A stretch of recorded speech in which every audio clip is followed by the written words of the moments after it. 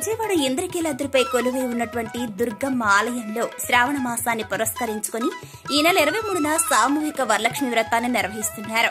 దుర్గా మల్లేశ్వర స్వామివార్ల దేవస్థానంలో ఈ నెల 5వ తేదీ నుంచి సెప్టెంబర్ 2వ తేదీ వరకు పలు ధార్మిక కార్యక్రమాలను నిర్వహిస్తున్నట్లు ఈవో రామారావు ఒక ప్రకటనలో తెలియజేశారు.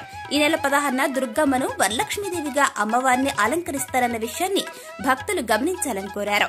విజయవాడ ఆలయంలో ఈ నెల 18 నుంచి 20వ తేదీ వరకు పవిత్రోత్సవాలు నిర్వహిస్తున్నారు. ఈ సందర్భంగా ప్రత్యక్ష పరోక్ష ఆర్జిత సేవలను నిలిపివేస్తున్నట్లు తెలిపారు. ఈ నెల 17వ తేదీన సాయంత్రం 4 గంటలకు ఉదక శాంతిని శాస్త్రోక్తంగా నిర్వహిస్తారని ఈవో రామారావు చెప్పారు. ఈ నెల 18వ తేదీన అంటే ఆదివారం నాడు వేకువజామున 3 గంటలకు సుప్రభాత సేవ, స్నాపనాభిషేకం అనంతరం మూలవిరాట్తో పాటు ఉపాలయాల్లోని విగ్రహాలకు పవిత్ర ధారణ చేస్తారని భక్తులు గమనించాలన్నారు. అదే రోజు ఉదయం 9 గంటలకు క్యూలైన్లో వేచి ఉన్న భక్తుల్ని దర్శనానికి అనుమతిస్తారని తెలిపారు. ఈ నెల 19న మూలతంత్ర హవనాలు, వేద పారాయణ నిర్వహిస్తారన్నారు.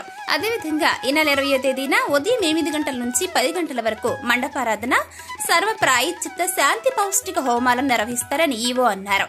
అదే రోజు ఉదయం 10:30 పూర్ణాహుతితో పవిత్రోత్సవాలు ముగుస్తాయన్నారు. విజయవాడ ఇంద్రకీలాద్రిపై దుర్గమ్మ సన్నిధిలో సామూహిక వరలక్ష్మి వ్రతంలో పాల్గొనే భక్తులు దరఖాస్తులు చేసుకోవాలని ఈవో ఆదేశించారు. అదేవిధంగా ఈ నెల 17 నుంచి 27వ తేదీ వరకు పూర్తి చేసినటువంటి దరఖాస్తులను ఆలయంలో అందజేయాలని భక్తులకు సూచించారు.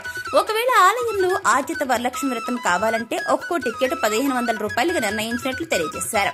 ఈ నెల 23న ఉదయం 7 గంటల నుంచి 10 గంటల వరకు ఆర్జిత వరలక్ష్మి వ్రతాన్ని నిర్వహిస్తారన్నారు.